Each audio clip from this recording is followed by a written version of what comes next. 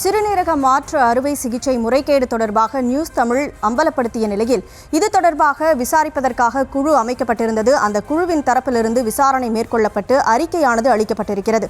குறிப்பாக இந்த விவகாரத்தில் 2 தனியார் மருத்துவமனைகள் மீது புகார் எழுந்தது. திருச்சி சிதார் மருத்துவமனை, அதேபோல பெரம்பலூர் தனலட்சுமி சீனிவாசன் மருத்துவக் கல்லூரி மருத்துவமனை. இந்த நிலையில் இந்த மருத்துவமனைகளில் பெறப்பட்ட ஆவணங்களை ஆய்வு செய்தபோது அந்த ஆவணங்களில் முறைகேடு இருப்பது கண்டறியப்பட்டிருக்கிறது.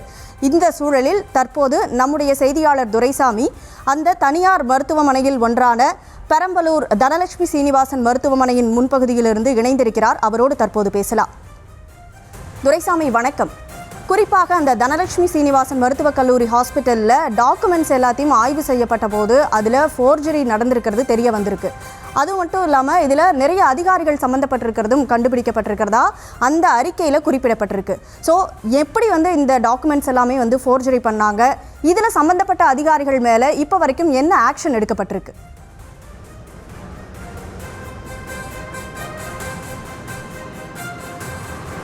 கனிமொழி, நாமக்கல் மாவட்டம் பள்ளிப்பாளையம் கிராமத்தில் ஏழை விசைத்தறி தொழிலாளர்களின் ஏழ்மையை பயன்படுத்தி அங்கு கிட்னி திருடப்படுவதாக புகார் வந்ததை தொடர்ந்து நியூஸ் தமிழ் தொலைக்காட்சி கள ஆய்வு மேற்கொண்டது. கள ஆய்வில் பாதிக்கப்பட்டவர்களின் புகார்களையும் அவர்களின் பாதிப்பையும் எடுத்துரைத்தது.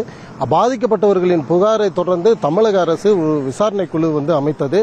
அதாவது இப்போ தமிழ்நாடு சுகாதார திட்ட இயக்குனர் வினீத் தலைமையிலான விசாரணை குழு அமைக்கப்பட்டு கடந்த ஜூலை 22ஆம் தேதி முதல் இந்த விசாரணை மேற்கொள்ளப்பட்டது.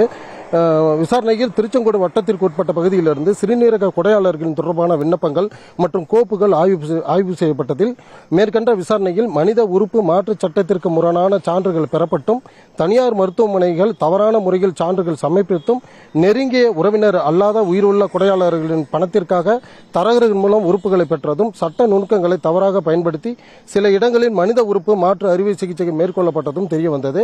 எனவே திருச்சி சிதார் மருத்துவமனை மற்றும் பெரம்பலூர் தனலட்சுமி சீனிவாசன் மருத்துவக் கல்லூரி மருத்துவமனை கிட்னி திருடப்பட்டது உறுதியானதை அடுத்து சம்பந்தப்பட்ட மருத்துவமனைகளின் கிட்னி அறுவை சிகிச்சை உரிமத்தை ரத்து செய்ய பரிந்துரை செய்யப்பட்டது. மேலும் ஆனந்தன் மற்றும் ஸ்டான்லி மோகன் ஆகிய 2 தரகர்கள் இத்தகைய முறைகேடுகள் ஈடுபட்டு வந்துள்ளதால் அவர்கள் மீது எஃப்ஐஆர் பதிவு செய்தும் நடவடிக்கை எடுக்க பரிந்துரை செய்யப்பட்டதாக கூறப்படுகிறது.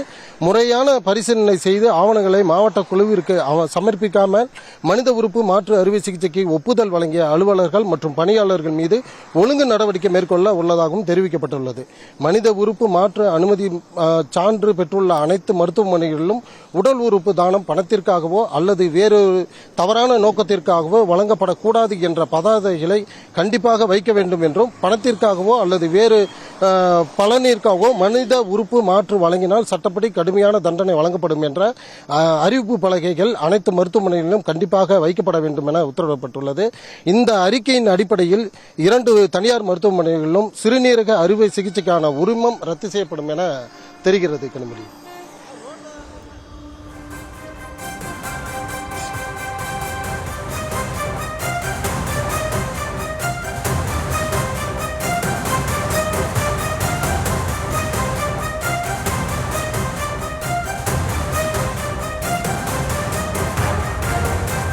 இந்த விசாரணை குழு பல்வேறு பரிந்துரைகளை வழங்கி இருக்கக்கூடிய சூழல்ல சட்ட ரீதியாக அடுத்தடுத்து என்னென்ன மாதிரியான நடவடிக்கைகள் மேற்கொள்ளப்படும் அப்படிங்கிறத பொறுத்திருந்து பார்க்கலாம். களத்திலிருந்து விவரங்களை வழங்கியதற்கு நன்றி துரைசாமி.